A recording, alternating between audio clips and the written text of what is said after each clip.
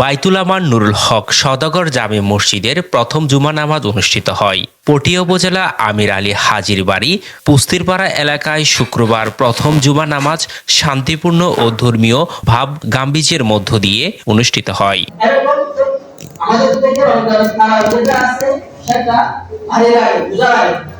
নামাজ শেষে সকল মুসল্লি দেশজাতি মুসলিম উম্মার শান্তি কল্যাণ কামনা করে বিশেষ দোয়া মোনাজাত করা হয়। মসজিদ কমিটির সভাপতি মোহাম্মদ কামাল উদ্দিন, সাধারণ সম্পাদক মোহাম্মদ জসিমউদ্দিন উপস্থিত মুসল্লিদের প্রতি কৃতজ্ঞতা প্রকাশ করেন এবং ভবিষ্যতে মসজিদ কেন্দ্রিক দ্বীনি কার্যক্রম আরও জোরদার করার প্রত্যয় ব্যক্ত করেন।